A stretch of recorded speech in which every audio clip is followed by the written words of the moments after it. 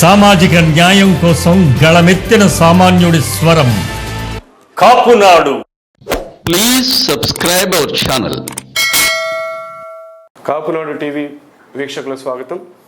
సామాజిక న్యాయం కోసం సామాన్యుడి స్వరం, మీ కాపునాడు టీవీ, మీ ఆకుల తిరుమలరావు. ఇటీవల గత 2 రోజులుగా ఆంధ్ర రాష్ట్రంలో టీడీపీ వైసీపీల మధ్యన వాగ్వాదం జరుగుతోంది. ఒక శాసనసభ్యుని కుమారుడు గంజాయి అక్రమ రవాణాలో పట్టుబడ్డాడని టీడీపీ అధికార ప్రతినిధిగా చెప్పుకుంటున్న పట్టాభి ఆరోపణలు చేయడం జరిగింది. వాటికి తగ్గట్టుగానే సదరు శాసనసభ్యుడైన జగ్గయ్యపేట శాసనసభ్యుడైన శ్రీ సామినేని ఉదయభాను గారు దాన్ని ఖండిస్తూ పట్టాభి విసిరిన ఛాలెంజ్కి తాను సిద్ధమేనని, పట్టాభితో పాటు వారి నాయకుడి కొడుకు కోడలు అందరూ కూడా ఫోరెన్సిక్ ల్యాబ్కి వచ్చి చెక్ చేయించుకోవాలని, అదే రకంగా తాము కూడా తన కుటుంబ సభ్యులందరితో కలిసి వస్తానని డీటెయిల్ ఛాలెంజ్ విసిరారు. ఈ నేపథ్యంలో ఈ విషయమై మనతో మాట్లాడటానికి బీసీ నాయకులు, వైసీపీ సీనియర్ నాయకులు శ్రీ అంగడాల పూర్ణచంద్రరావు గారు మన స్టూడియోకి వచ్చి ఉన్నారు. స్వాగతం పూర్ణచంద్ర గారు. నమస్తే. ఈ విషయం మీరు వినే ఉంటారు.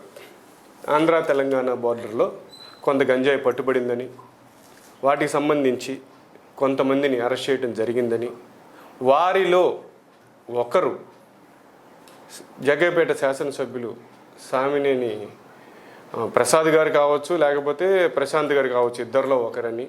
అంటే ఇక్కడ వాళ్ళ పేర్లు ఏదో కూడా కరెక్ట్గా చెప్పలేని పరిస్థితిలో ఉన్నారని కూడా అనుకుందాం. ఆ తర్వాత మనం చర్చిద్దాం. చర్చలో ఒకరున్నారని, శాసనసభ్యుని కుమారుల్లో ఒకరున్నారని టీడీపీ అధికార ప్రతినిధి విమర్శించటం, వెంటనే ఫోరెన్సిక్ ల్యాబ్కి టెస్ట్కి రావాలని అడగటం, డిమాండ్ చేయడం జరిగింది. దీని మీద మీరేమంటారు? వాస్తవంగా పట్టాభి గారు నాకు బాగా పరిచయస్తులు. పట్టాభి గారితో కలిసి కూడా నేను, అంటే మీ ఇద్దరు ఒకే పార్టీలో చాలా పనిచేస్తున్నారు, ఒకే పార్టీలో పనిచేసాం. చాలా కాలం కాదు, కొంతకాలమే పనిచేసాం. ఎందుకంటే పట్టాభి గారు పనిచేసింది అతి తక్కువ కాలం తెలుగుదేశం పార్టీలో. పట్టాభి గారు వచ్చి యాక్టివ్ అయిన దగ్గర నుండి తెలుగుదేశం అపోజిషన్కి వెళ్ళిపోయింది. గెలవను కూడా గెలవాల. ఆయన కేశినేని గారి ఆఫీసులోనే ఒక ఉద్యోగస్తుడుగానో లేకపోతే కేశినేని గారి అనుచరుడుగానో మాకు పరిచయమే తప్ప ఆయన ఒక లీడర్గా మేము తెలుగుదేశం పార్టీలో నేనున్నంతకాలం నేను ఆయన్ని అనుకోలే. అంతకుముందు రోజుల్లో ఎప్పుడు కూడా మా ట్రైనింగ్ క్లాసుల్లో కానీ, మా పార్టీ తెలుగుదేశం పార్టీ యాక్టివిటీస్లో కానీ ఎక్కడా లేరు ఆయన. ఓన్లీ కేశినేని గారి భవన్లో ఒక ఉద్యోగిగానో లేకపోతే అనుచరుడుగానో ఉండేవాడు. ఆ తర్వాత కాలంలో కేశినేని గారి భవన్ నుంచి బయటకు వచ్చి ఆయన ఈ రాష్ట్రంలోనే నేనే నాయకుడిని, నేనే ఒక పదవి తీసుకున్నాననే ఉద్దేశంతో ఏదో మొత్తానికి సపరేట్గా ఉండి మొన్న కృష్ణప్రసాద్ గారి మీద కూడా ఇష్టం వచ్చినట్లుగా మాట్లాడారు. అట్లానే రకరకాలుగా మాట్లాడుతూ ఉన్నారు. తెలుగుదేశం పార్టీ ఒక క్రమశిక్షణ కలిగిన పార్టీ. తెలుగుదేశం పార్టీ నిర్మాణమే బీసీల కోసం, ఎస్సీల కోసం, ఎస్టీల కోసం, మైనార్టీల కోసం, పేద బడుగు బలహీన వర్గాల కోసం ఎన్టీ రామారావు గారు పెట్టిన పార్టీ అది. అటువంటి పార్టీలో మంచి మంచి మేధావులు, ఏ క్లాస్ అయిన మేధావులు, బ్రహ్మాండమైన చదువురులని అందరూ పోస్ట్ గ్రాడ్యుయేట్లను తీసుకుని ఆ రోజు ఎమ్మెల్యేలుగా, మంత్రులుగా చేసినటువంటి పరిస్థితి ఎన్టీ రామారావు గారికి దక్కింది. ఆ తర్వాత కాలంలో చంద్రబాబు నాయుడు గారు వచ్చిన తర్వాత అతి కొద్ది కాలంలోనే వాళ్ళందరినీ పక్కన పెట్టేసి ఇటువంటి దౌర్భాగ్యమైన, నీచమైన వ్యక్తుల్ని తీసుకొచ్చి పెట్టడం జరిగింది. వీళ్ళ మూలంగానే తెలుగుదేశం పార్టీ పాడైపోయింది. ఇప్పుడు కూడా అదే పరిస్థితి జరుగుతుంది. నేను పట్టాభి గారికి ఒకటే విన్నవించుకుంటున్నా, మీరు గమనించండి. ఆ పార్టీలో నెట్టెం రఘురాం గారి దగ్గర నేర్చుకోండి మీరు మంచి క్రమశిక్షణ. లేదు గద్దె రామ్మోహన్ గారి దగ్గర నేర్చుకోండి క్రమశిక్షణగా, ఎట్లా మీడియాతో మాట్లాడాలా, ఎట్లా మాట్లాడాలో నేర్చుకోండి. లేదు యనమల రామకృష్ణ గారితో మాట్లాడుకోండి. లేకపోతే ఇంకా చాలా మన బుచ్చే చౌదరి గారు ఉన్నారు. ఇటువంటి సీనియర్ నాయకులు, బ్రహ్మాండంగా మాట్లాడే నాయకులు ఉన్నారు. సబ్జెక్టు మాట్లాడతారు. సబ్జెక్టు తెలుసుకోండి. మీరు పార్టీలో రాజకీయాల్లో కొత్త కావచ్చు, ఇవాళ మీరు వచ్చి ఎంతకాలం అయిందో మీరే చెప్పండి. ఆ పార్టీలో మీ సీనియారిటీ ఎంతో మీరే చెప్పండి. మీరు ఈరోజు ఒక సామినేని ఉదయభాను అనే వ్యక్తి, ఆయన 3 సార్లు ఎమ్మెల్యే, నెట్టెం రఘురాం గారి మీద బ్రహ్మాండంగా 2 సార్లు ఎమ్మెల్యేగా పోటీ చేసి గెలిస్తే మూడోసారి కూడా మనం ఓడిపోతామనే ఉద్దేశంతో భాను గారి దగ్గర ఉన్న వ్యక్తిని తీసుకొచ్చి మనం తెలుగుదేశం పార్టీ తరఫున మేము గెలిపించుకున్న మా ఎమ్మెల్యేగానే మేము గెలిపించుకున్న పరిస్థితి, నేను ఆ పార్టీలో ఉండి గెలిపించుకున్న పరిస్థితి. అంటే అంత గట్టి లీడర్ ఉదయభాను గారు. ఆ నియోజకవర్గంలో ఎవరిని అడిగినా చెప్తారు ఉదయభాను గారి యొక్క వ్యక్తిత్వం కానీ ఉదయభాను గారి మనస్తత్వం కానీ నేను పార్టీ మారిన తర్వాత చూశాను, ఆయన్ని చాలా దగ్గరగా చూశాను. అటువంటి వ్యక్తి అంత నిరాడంబంగా బీసీలకి, ఎస్సీలకి, ఎస్టీలకి, మైనార్టీలకి, పేద బడుగు బలహీన వర్గాలకు అందరికీ కూడా అన్నలాగా ఎంతో ఆప్యాయతగా ప్రతి విషయంలో కూడా ఎక్కడా కూడా నిద్రపోకుండా పనిచేస్తున్నటువంటి వ్యక్తి ఉదయభాను గారు. ఇకపోతే ఉదయభాను గారి పిల్లలు వచ్చేసరికి వాళ్ళకి అసలు ఈ రాజకీయాలతోటే సంబంధం లేదు, వాళ్ళ పని ఏదో వాళ్ళు చేసుకుంటూ పోతున్నారు. వాళ్ళని ఈ రొంపులోకి ఎందుకు లాక్కుంటున్నావు నువ్వు? అసలు నువ్వెందుకు లాగాల్సి వచ్చింది? ఓకే, నిజంగానే అనుకుందాం వాళ్ళు తప్పు చేశారని అనుకుందాం, దమ్ముంటే ధైర్యం ఉంటే నీ పేరు పెట్టి పట్టాభి గారు అని వాట్సాప్లో పెట్టాలా? ఎవడో గన్నారావు గారు ఎవడో వాడి పేరు ఏమీ లేకుండా ఏదో ఒక నంబర్తో ఏదో ఒక, అది కూడా ఎంత వేగ్గా పెట్టారంటే దారుణమైన వేగ్గా దొరికాడు అని. ఎట్లా దొరికాడు? ఎక్కడ దొరికాడు? మీడియా ఉంది అక్కడ, తెలంగాణలో మీడియా ఉంది, ఆంధ్రాలో మీడియా ఉంది, బ్రహ్మాండమైన నెట్వర్క్ ఉంది. ఎవరికీ తెలియకుండా మీకే తెలిసిందా? ఓన్లీ పట్టాభి గారికే తెలిసిందా అండి భాను గారు కొడుకు దొరికాడు అని? అంత క్లియర్గా ఆయన ప్రశాంత్ అని పేరు కూడా చెప్తున్నారండి. ప్రశాంత్ ఏమంటే ప్రశాంత ప్రసాద? అసలు నువ్వు ఒకరోజు ప్రసాద్ అంటున్నావు, ఒకరోజు ప్రశాంత్ అంటున్నారు. ఆ రోజు మీ దీంట్లో వాట్సాప్లో పెట్టిన మెసేజ్ ప్రకారం ప్రసాద్ అని పెట్టారు, నువ్వు మాట్లాడే పద్ధతి ప్రకారం ప్రశాంత్ అని మాట్లాడుతూ ఉన్నావు. నిన్న కూడా చిన్న కొడుకు అంటున్నావు, ఆయన పెద్ద కొడుకు ప్రసాద్ అనే వాట్సాప్లో పెట్టారు. అసలు ఈ విషయం వచ్చింది వాట్సాప్ ద్వారా వచ్చింది. వాట్సాప్లో ఎవరో అనామకుడు, ఎవడో పోరగాడు, వాడు ఎవడికో తెలియనివాడు, వాడెవడో పెడితే దాన్ని ఇంపార్టెన్స్గా తీసుకొని, దాన్ని అలుసుగా తీసుకొని, నీకు సబ్జెక్ట్ కూడా తెలియకుండా, అక్కడ ఏం జరిగిందో తెలియకుండా, నువ్వు ఎవరు భానుగారికి ఎంతమంది కొడుకులో, ఆ కొడుకులు ఏ విధంగా ఉన్నారో, ఏం పని చేస్తున్నారో కూడా తెలుసుకోకుండా ఒక బాధ్యత కలిగినటువంటి ప్రభుత్వ విప్పు ఈ రాష్ట్రంలో పేద బడుగు బలహీన వర్గాలకి మొత్తానికి కూడా నాయకుడైనటువంటి ఉదయభాను గారి పిల్లల మీద నువ్వు ఈ విధంగా మాట్లాడుతున్నావంటే పట్టాభి గారు నీకేమన్నా ఆలోచన ఉందా? ఆలోచించుకో. నీవు ఎప్పుడు మాట్లాడినా కూడా నువ్వు రకరకాలుగా మాట్లాడుతూ ఉన్నావు. ఏమోయ్ పోవోయ్, అరే ఒరే అయ్యి ఏం మాట్లాడి ఎందుకు మాట్లాడుతూ ఉన్నావు? నువ్వు ఒక మంచి కులంలో పుట్టావు, నువ్వు ఒక మంచి ఆదర్శమైన పార్టీలో పనిచేస్తా ఉన్నావు. అటువంటి క్రమశిక్షణ కలిగి నేను 30 సంవత్సరాలు పనిచేశా అదే పార్టీలో. ఆ పార్టీ అంటే నాకు ప్రాణంగా ఉన్నా. అటువంటి పార్టీని నాశనం చేయడానికి నువ్వు పూనుకొని ఈ విధంగా మాట్లాడటం ఏంటండి? అంటే అలా మాట్లాడటానికి కారణం ఏదై ఉండొచ్చుంటారు పట్టాభి గారు? నేను అనుకోవటం పట్టాభి గారు అలా విధంగా మాట్లాడరు అనుకున్నాను. ఎందుకంటే చదువుకున్నాడు ఆయన. కృష్ణప్రసాద్ గారి విషయంలో కూడా అదే అన్నారు, ఆయన చదువుకోలేన్నారు. నువ్వు చదువుకొని జ్ఞానంగా మాట్లాడింది ఏమిటి అంటున్నా నేను. నువ్వు చదువుకొని జ్ఞానంగా మాట్లాడి చదువుకున్నాడు కూడా మూర్ఖంగా ఎప్పుడు మాట్లాడతాడంటే ఏదైనా మందు తీసుకున్నప్పుడు లేకపోతే ఏదైనా మత్తు పదార్థాలు తీసుకున్నప్పుడు మాట్లాడుతూ ఉంటారు. చదువుకున్నాడు కూడా మూర్ఖంగా. అంటే ఈయన కూడా అప్పుడు పట్టాభి గారు కూడా తీసుకునే మాట్లాడుతున్నాను అంటారా? మత్తు పదార్థాలు తీసుకొని మాట్లాడుతున్నాడు, ఆ విధంగా మాట్లాడుతూ ఉన్నావు. నువ్వు ఆ విధంగా మాట్లాడుతున్నావు కాబట్టి ఎవరికైతే ఆ అనుమానం ఉంటుందో వాళ్ళే ఆ పరీక్షలకి వీటికి అని డిమాండ్ చేస్తారు. నేను డిమాండ్ చేయనే, మీ తతిమ పెద్ద సీనియర్ నాయకులందరూ కూడా డిమాండ్ చేయరే ఏమండి మీరు కూడా పరీక్షలు చేయండి అని. నీకే అంత అవసరమే వచ్చింది, ఎందుకు మాట్లాడుతూ ఉన్నారు? ఓకే మాట్లాడు, నేను తెలుగుదేశం పార్టీ తరఫునే మాట్లాడుతున్నా అన్నావు, పార్టీ మొత్తానికి కలిపి మాట్లాడుతానని అన్నావు. మీ పార్టీ కానీ మీరు కానీ పట్టాభి గారికి నేను మరొక్కసారి మనవి చేస్తా ఉన్నాను. నేను కూడా జగ్గయ్యపేట నియోజకవర్గం వాస్తవ్యుడిని, మీకు తెలుసు ఆ విషయం కూడా. భాను గారికి నేను అతి సమీపంగా 3 సంవత్సరాల నుంచి నేను దగ్గరగా చూస్తూ ఉన్నాను. ఇటువంటి భాను గారి వ్యక్తిత్వం ఉన్నటువంటి వ్యక్తికి నేను వ్యతిరేకంగా ఎందుకు చేశానని బాధపడతా ఉన్నాను నేను ఇప్పుడు కూడా. అటువంటి వ్యక్తిత్వం ఉన్నటువంటి ఉదయభాను గారి మీద మీరు మాట్లాడటానికి మీకు నోరెట్లా వస్తుందండి? అసలు ఏ విధంగా మాట్లాడుతూ ఉన్నాను? అసలు ఆ మాటలు కూడా మాట్లాడవచ్చు. విమర్శ కూడా సద్విమర్శ ఉండాలి, విమర్శ కూడా ఒక పద్ధతి ఉండాలి. నువ్వు ఒక నాయకుడికి, నువ్వు ఒక పార్టీకి స్పోక్స్ మెన్ అంటున్నావు. స్పోక్స్ మెన్ అంటే ఎట్లా ఉండాలండి? చంద్రబాబు నాయుడు గారు చేసిన తప్పులేవి. ఇటువంటి స్పోర్ట్స్ మెన్లని, ఇటువంటి అధికార ప్రతినిధుల్ని ఇష్టం వచ్చినట్టు మాట్లాడే వాళ్ళని తీసుకొచ్చి బట్టే ఆ పార్టీ ఆగమైపోతా ఉంది, ఇంకా నాశనం అయిపోతా ఉంటుంది. అందులో డౌటే లేదు. మంచి మంచి స్పీకర్లు ఉన్నారు, మంచి మంచి సీనియర్లు ఉన్నారు, వాళ్ళ దగ్గర నేర్చుకోండి.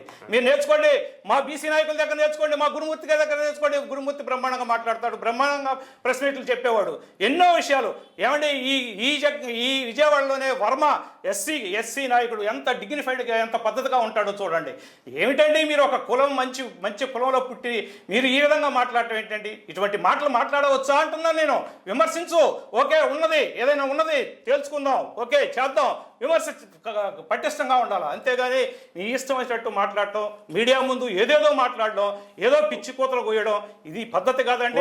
అది మనుషులు, ఒక చదువుకున్న వ్యక్తులు చేసే పని కాదండి. కరెక్ట్ అండి. ఒక పూర్ణచంద్ర గారు ఇప్పుడు ఆయన ఫోరెన్సిక్ ల్యాబ్కి రమ్మని చెప్పి డైరెక్ట్గా ఛాలెంజ్ ఇచ్చారు. దాని మీద మీరేం మాట్లాడుతున్నారు? ఇప్పుడు సామినేని గారు కూడా నేను కూడా సిద్ధమని చెప్పారు. దాని మీద మీ స్పందన ఏంటండి? సామినేని ఉదయభాను గారు అనేవాళ్ళు, వాళ్ళకి ఏ అలవాట్లు ఉన్నాయి ఏమి లేనిది కూడా నియోజకవర్గం మొత్తానికి తెలుసు. వాళ్ళ పిల్లలకు కూడా, ఆయన భార్య కూడా, పబ్లిక్లో తిరుగుతున్నటువంటి ఆ అమ్మాయి ఎంత బాగా సర్వీస్ చేస్తుందో, ఒక ట్రస్ట్ పెట్టి బ్రహ్మాండం సర్వీస్ చేస్తుంది. అటువంటి వ్యక్తుల్ని మీరు ఫోరెన్సిక్ ల్యాబ్కి రండి, జుట్టు పరీక్ష చేయండి, రక్త పరీక్ష చేయండి, ఏమి డిమాండ్లు అండి? ఎందుకు చేస్తున్నారు అంటున్నాను మేము. దానికి కూడా సిద్ధపడ్డాడు మాకు ఉదయభాను గారు. ఛాలెంజ్ చేశారు, మీ అగ్రనాయకులు ఎవరైతే, ఆయనకి సమకాలికులైనటువంటి నాయకులు ఎవరైతే చంద్రబాబు నాయుడు గారు ఉన్నారో, లేదు లోకేష్ గారు ఉన్నారో, వాళ్ళని తీసుకురా. ఆయన స్టేటస్ ఎంత, నీ స్టేటస్ ఎంత, నా స్టేటస్ ఎంత? నేను మాట్లాడేటప్పుడు నా స్టేటస్ను కూడా గమనించుకోవాల్సిన అవసరం ఉంది. మీరు కూడా మాట్లాడేటప్పుడు ఆ విధంగా గమనించుకోవాల్సిన అవసరం ఉంది. ఓకే, మీ నాయకుడిని మాట్లాడమనండి, ఓకే, మీ నాయకుడిని రమ్మనండి. మా నాయకుడు వస్తాడు, డెఫినెట్గా వాళ్ళ పిల్లల్ని తీసుకొని వస్తాడు, చేద్దాం. ఛాలెంజ్ చేశాడు, ఆల్రెడీ చెప్పాడు కూడా. ఆయన ఓపెన్గా, ఆయన ఎప్పుడు కూడా బేషజాలకి పోడు. ఆయన నా స్థాయి ఎంత అని అనుకునే వ్యక్తి కాదు. అందుకే నువ్వు మాట్లాడితే ఎమ్మటే రియాక్ట్ అయ్యి మాట్లాడాడు. వాస్తవంగా నీ దానికి సమాధానం చెప్పే అవసరం ఆయనకి లేదు. అయినా కానీ నువ్వు మాట్లాడుతున్నా కానీ ప్రతి ఒక్కరిని గౌరవించే వ్యక్తి ఉదయభాను గారు. మీకు తెలుసో లేదో, జగ్గయ్యపేట నియోజకవర్గంలో చిన్న పిల్లవాడు ఏ కులస్తుడినైనా సరే అన్ని కులాలను చూడు, నీ కులంలో ఉన్నటువంటి నీ కులంలో వ్యక్తులకే బ్రహ్మాండంగా పట్టం కట్టి ఎంతోమందికి జీవితాలు కల్పించినటువంటి వ్యక్తి, నాయకుడు ఉదయభాను గారు. జగ్గయ్యపేట నియోజకవర్గంలో ఎవరైనా సరే ఒక ఎమ్మెల్యేగా చేసే అర్హత ఉన్నది, ఈ రాష్ట్రంలో ఒక మంత్రి చేసే అర్హత ఉన్నది అంటే ఆయనకే ఉన్నది. అటువంటి వ్యక్తిని పట్టుకొని మీరు ఇష్టమైనట్లు మాట్లాడటం పద్ధతి కాదండి. ఇప్పటికైనా మిగిలిపోయింది లేదు, మీరు క్షమాపణ చెప్పాలా. మీరు మాట్లాడిన విషయాలకన్నిటికీ క్షమాపణ చెప్పాలా. ఇక్కడ రుజువు లేదు, ఇక్కడ ఏది లేదు. ప్రశాంతి మీద కానివ్వండి, అట్లనే ప్రసాద్ గారి మీద కానివ్వండి, వాళ్ళిద్దరు కొడుకుల మీద నువ్వు ఎప్పుడు ఎక్కడ ఏ విధంగా అయినా సరే ఛాలెంజ్. మా నాయకుడు వచ్చి కూర్చుంటాడు. ఏ సెంటర్లో రమ్మంటావో చెప్పు, ఎక్కడికి రమ్మంటావో చెప్పు. మా బీసీ నాయకులు మేమే వస్తాం, మా ఎస్సీ నాయకులు మేమే వస్తాం. మీకు అంత పెద్ద నాయకులు కూడా అవసరం లేదు, మేము సమాధానం చెప్తాం. మీరు ఏ విషయంలోనైనా సరే ఒక పద్ధతిగా రండి, పద్ధతిగా మాట్లాడండి, పద్ధతిగా విమర్శించండి, పద్ధతి అయిన నాయకులతో విమర్శించండి. అంతేగాని మీలాంటి వాళ్ళు విమర్శలు చేస్తే మా నాయకుడు చెప్పే సమాధానం చెప్పాల్సిన అవసరం లేదని నేను చెప్తా ఉన్నాను. నేను మా నాయకుడిని కూడా మాట్లాడాల్సిన అవసరం లేదని నేను చెప్తా ఉన్నాను గ్యారెంటీగా. మా నియోజకవర్గం మొత్తం కూడా ఇవాళ రా, మా నియోజకవర్గంలోకి వచ్చి కూర్చో, మాట్లాడు. ఎక్కడైతే న్యాయం జరిగిందో అంటున్నావో అక్కడికి రా, కూర్చొని మాట్లాడు. ఎక్కడైతే పోలీసులు పట్టుకున్నారన్నావో అదే పోలీసుల దగ్గర పోయి కూర్చొని మాట్లాడదాం రా. ఛాలెంజ్ చేస్తా ఉన్నావు, పరీక్షలు చేస్తావో లేకపోతే ఏం చేస్తావో, ఇన్వెస్టిగేషన్ చేపిస్తావో చేపించు, చూద్దాం. పూర్ణ గారు, అసలు మన ఆంధ్ర తెలంగాణ బోర్డర్లో అసలు ఏం జరిగిందండి? ఆంధ్ర తెలంగాణ బోర్డర్లో ఏం జరిగిందో పట్టాభి గారు కలగని ఉంటాడు. సరేనండి, నాకు తెలిసి ఏమీ జరగలేదండి. అసలు మా ఎమ్మెల్యే గారు కానీ మా ఎమ్మెల్యే గారి పిల్లలు కానీ అక్కడ ఏం జరిగిందనేది కూడా తెలియదు. వీళ్ళు చెప్పిన తర్వాత, వీళ్ళు వాట్సాప్లో పెట్టిన తర్వాత ఏం జరిగింది ఏంటి అని మేము ఎంక్వైరీ చేస్తే నిన్న ఇవాళలో మాకు ఫోటోలతో సహా అక్కడ ఉన్న నేరస్తులను పట్టుకున్నట్టుగా ఒక ఫోటో పెట్టి పోలీసులే, తెలంగాణ పోలీసులే, ఎస్పీ గారు, అక్కడ డిఎస్పీ గారు అందరూ ఉన్నారు. వాళ్ళే ఫోటోల్లో ఎవరు ఉన్నారండి? ఇక్కడ ఎవరు లేరు. ఉదయ భాను గారి పిల్లలు లేరండి, ఆ ఫోటోలో లేరు, వాళ్ళు రిలీజ్ చేసిన ఫోటోలో లేరు, అక్కడ పోలీసులు తీసుకున్నటువంటి కేసు విషయంలో కానీ ఎక్కడా కూడా వీళ్ళ పిల్లలు కానీ మా కాన్స్టిట్యున్సీ వాళ్ళు కూడా లేరండి, అసలు ఎవరు కనిపించలేదు. అది వారు ఏం జరిగిందనేది కూడా ఎవరికీ తెలియదు, అది పట్టాభి గారికే తెలియాలి. పట్టాభి గారికి నిజంగా తెలుసు అనుకుంటే తెలిసి ఉండొచ్చేమో, తెలియదు. అటువంటి ఆ ఆలోచన ఎందుకు వస్తుందంటే అసలు నాకు అర్థం కాదు. మా ప్రసాద్ గారు కానీ ప్రశాంతి గారు కానీ ఇద్దరు కూడా వాళ్ళు వ్యాపారం, రియల్ ఎస్టేట్ వ్యాపారం చేసుకునేవాళ్ళు, వాళ్ళు డిగ్నిఫైడ్గా ఉండేవాళ్ళు. మాతో ఎప్పటి నుంచో నేను పార్టీలో చేరిన దగ్గర నుంచి కూడా బ్రహ్మాండంగా చూస్తాను వాళ్ళ వ్యాపారాలు కానీ వాళ్ళ పద్ధతి కానీ వాళ్ళు ఏ విషయంలో కూడా చేయి పెట్టుకోరు. మొత్తం కూడా భానుగారే సింగిల్ హ్యాండెడ్గా మా అందరికీ సర్వీస్ చేస్తారు. ఏది రికమెండేషన్ చేయమన్నా చేసే పరిస్థితి లేదు వాళ్ళకి, అటువంటి వ్యక్తులు వాళ్ళు. మరి ఇప్పుడు పట్టాభి గారు ఆరోపించినట్టుగా లేదంటే సామినేని ఉదయభాను గారు ఎమ్మెల్యే గారు ఎవరైతే కౌంటర్ ఇచ్చినట్టు అంటే ఖండించినట్టుగా మీరు పట్టాభి గారు కాకుండా ఇంకే వేరే ఎవరిని అంటే ఈ సిచ్యువేషన్ వెనకాల ఎవరున్నారని మీరు అనుమానిస్తున్నారు? నాకు తెలిసి తెలుగుదేశం పార్టీలో ఉన్నటువంటి సీనియర్ నాయకులు ఎవరు కూడా దీని వెనకమాల లేరు అని నమ్ముతాను. మరి ఎవరున్నారండి పట్టాభి గారు లాంటి వాళ్ళు, లేకపోతే ఇంకా చోటా పిల్లలు, చోటా కుర్రోళ్ళు కొంతమంది ఉన్నారండి. ఆ టైపు వ్యక్తులే తప్ప ఒక డిగ్నిఫైడ్గా ఒక పద్ధతిగా ఉన్న వ్యక్తులు ఎవరు కూడా ఈ విధమైన పద్ధతి, ఎందుకంటే ఇది ఫాల్స్ విషయానికి వచ్చేసరికి ఏ నాయకుడు కూడా ఏ నాయకుడైనా మాట్లాడేటప్పుడు ఒక రోజు 2 రోజులు కనీసం ఒక పూట మనం అక్కడికి వెళ్ళి అక్కడ సబ్జెక్ట్ ఏంటి, అక్కడ ఎవరు ప్రసాద లేకపోతే అక్కడ పరిస్థితి ఏంటి క్షుణ్ణంగా తెలుసుకొని మాట్లాడతారు ఏ నాయకుడైనా. కానీ పట్టాభి గారు అట్లా కాదు, వేగ్గా మాట్లాడుతున్నారు. వేగ్గా దొరికింది కదా తిట్టడానికి, ఏ విధంగా తిట్టొచ్చు, నేను ప్రతిపక్షంలో ఉన్నాను కదా, కృష్ణప్రసాద్ని చదువు లేదురా అబ్బాయి నువ్వు వేస్ట్, ఇట్లాంటి మాట్లాడి ఏం మాట్లాడి అసలు ఒరే అనే మాటలు మాట్లాడాడండి కృష్ణప్రసాద్ని కూడా ఆ రోజు. అది చాలా తప్పు, అది చాలా కరెక్ట్ కాదు. మరి వాళ్ళు సీనియర్ నాయకులు, వాళ్ళ నాన్నగారు హోమ్ మినిస్టర్ చేశారు, వాళ్ళ మంచి కుటుంబం నుంచి వచ్చారు, ఒక మర్యాద ఉంటుందండి. మీరు కూడా ఒక మంచి కుటుంబం నుంచి వచ్చారు, మరి మీరు ఎందుకు ఇట్లా మాట్లాడుతున్నారో మాకు అర్థం కావటం లేదు పట్టాభి గారు. ఆ విధమైన ఇప్పుడు ఈ విషయం మీద మీరు చెప్పే ప్రకారం కావచ్చు, అటు మన శాసనసభ్యులు ఎమ్మెల్యే గారు ఉదయభాను గారు మాటల ప్రకారం కావచ్చు, ఇంత తీవ్రమైన ఆరోపణలు చేసిన పట్టాభి గారి మీద మీరేమైనా పరువు నష్టం దావా వేసే అవకాశం ఉందా? తప్పుడు ఆరోపణలు చేసిన దాని మీద ఎవరికన్నా హక్కు ఉంటుంది, అది అలాంటి ఆలోచన ఏమన్నా ఉన్నదా? వాస్తవం అండి. ఇప్పుడు మీరు పట్టాభి గారు తప్పుడు ఆరోపణ చేస్తున్నారనే సంగతి ఆ పార్టీలో తెలుగుదేశం పార్టీలో ఉన్న సీనియర్ నాయకులకే తెలుసు, చాలా మందికి తెలుసు. ఇది కరెక్ట్ కాదని, అతను మాట్లాడే పద్ధతి కూడా కరెక్ట్ కాదని అందరికీ తెలుసు. కానీ దాని మీద పరువు నష్టం వేసి ఈయన కోసం మళ్ళీ ఈయన మీద కేసులు వేసి మేము ఈయన ఏదో పెద్ద లీడర్గా మేము గుర్తించాల్సిన అవసరం మాకు లేదండి. ఒకవేళ అంత అవసరం అయితే తప్పనిసరిగా అతను నిజంగా ఇదే పద్ధతిలో ముందుకు వెళ్తే ఇంకా తప్పనిసరిగా ఇతని మీద క్రిమినల్ చర్యలు, మామూలు చర్యలు కాదు క్రిమినల్ చర్యలు తీసుకుంటామని మేము హెచ్చరిస్తా ఉన్నాం. తప్పనిసరిగా లీగల్గా ఏ విధంగా ఉందో ఆ లీగల్గానే వెళ్తాం. ఎట్టి పరిస్థితుల్లో మా నాయకుడేమో ఇటువంటి విషయాల్లో ఎక్కడా కూడా వెనకాడు. ఆయన ఇటువంటి విషయాలు ఎన్నో ఎదుర్కొన్నాడు.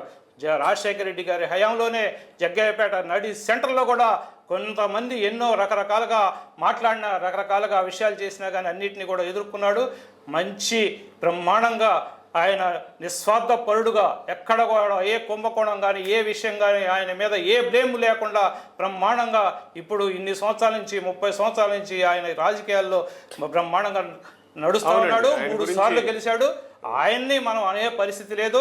పట్టాభి గారు మరొక్కసారి ఆయన్ని బేరీజ్ చేసుకోండి, మీరు ఆయన వ్యక్తిత్వాన్ని చూసుకోండి, ఆయన స్టడీ చేసుకోండి, ఆయన పిల్లల్ని స్టడీ చేయండి, లేదు ఆయన ఫ్యామిలీని చేయండి.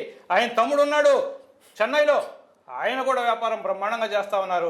ఆయన్ని కూడా గమనించండి. వాళ్ళ కుటుంబమే బ్రహ్మాండమైన కుటుంబం. వాళ్ళ నాన్నగారు ఆ జగ్గయ్యపేట నియోజకవర్గంలో విశ్వనాథం గారు బ్రహ్మాండంగా సేవ చేసినటువంటి వ్యక్తి.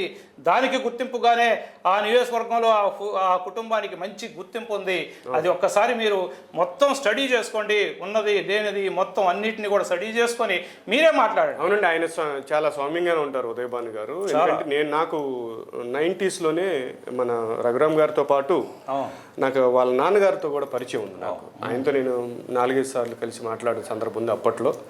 తర్వాత ఉదయ్ భాను గారితో కూడా మనకి ఇంట్రెస్ట్ సేమ్ అదే వాళ్ళ వారసత్వాన్నే భాను గారు కంటిన్యూ చేస్తున్నారు. అటువంటి మనిషి మీద ఇలా రావటం అనేది నిజంగా అది ఆలోచించాల్సిన విషయమే. దీనిపై మీరు చివరిగా వాళ్ళకేమి మీరు సందేశం ఇవ్వబోతున్నారు? నేను ఒకటి చెప్తా ఉన్నానండి.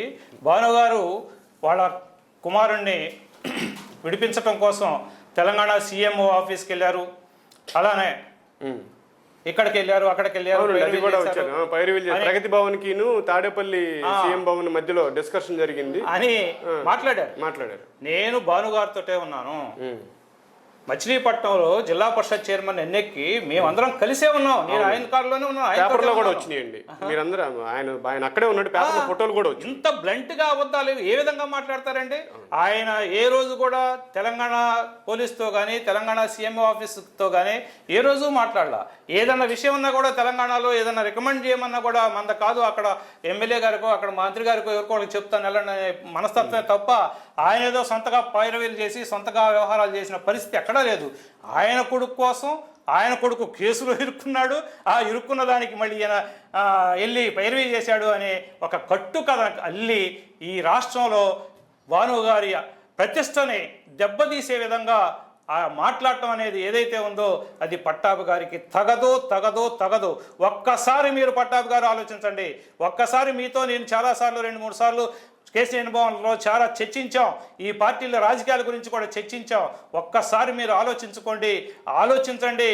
మీరు మాట్లాడిన మాట ఒక్కటే గుర్తుపెట్టుకోండి, ఏ వ్యక్తికి కూడా హాని కలగకూడదు. ఆ విధంగా మాట్లాడుతూ ఉన్నారు, అది చాలా తప్పు. వ్యక్తుల్ని డ్యామేజ్ చేసే విధంగా మీరు మాట్లాడితే మీరే డ్యామేజ్ అవుతారు తప్ప వ్యక్తులు డ్యామేజ్ కారు. అందులో నాయకుల మీద మీరు ఆ విధంగా మాట్లాడితే మీరు పూర్తిగా డ్యామేజ్ అవుతారు. ఏ రోజుకైనా సరే న్యాయం గెలుస్తుంది, ఏ రోజుకైనా సరే బ్రహ్మాండమైన సేవ గెలుస్తుంది. ఆ సేవ న్యాయం రెండూ కూడా ఉదయ భాను గారికి ఉన్నాయి. ఎట్టి పరిస్థితుల్లోనూ నువ్వు ఏ విధంగా కూడా వాళ్ళ పిల్లల మీద కానీ ఏమీ చేయలేవు. మీరు ఏ సెంటర్కి రమ్మన్నా, ఎక్కడ మాట్లాడమన్నా, ఎక్కడ మీతో చర్చించాలన్నా, లీగల్గా పోలీసుతో చర్చించాలన్నా, లేకపోతే ఏ విధమైన చర్యలు తీసుకోవాలన్నా, ఎంక్వైరీకైనా కానీ మేము సిద్ధమని మనవి చేస్తా ఉన్నాను. ఇదేండి ఇటీవల తెలుగుదేశం పార్టీ అధికార ప్రతినిధిగా చెప్పుకుంటున్న పట్టాభి అండ్ సామినేని ఉదయ్ భాను గారుల మధ్యన జరిగిన వాగ్వాదాల గురించి కానొచ్చు, జరిగిన ఇన్సిడెంటు మాకేమీ సంబంధం లేదంటూ ఉదయ్ భాను గారు ఖండనివ్వటం జరిగింది. అలాగే ఎంతోమంది ఖండనివ్వటం జరిగింది. పోలీసు వారు రిలీజ్ చేసిన ఫోటోల్లో కూడా ఉదయ్ భాను గారికి ఫ్యామిలీకి సంబంధం లేదని, వాళ్ళ పిల్లలకి ఏదో సంబంధం లేదని విషయం తెలిసిపోతుంది. ఈ విషయం పైన బీసీ నాయకులైన పూర్ణచంద్ర గారు కావచ్చు, ఇతర నాయకులు కావచ్చు, ఎంతోమంది చాలా ఆవేశంగా ఉన్నారు. ఆలోచనగానే మేము కూడా నడుస్తామంటున్నారు.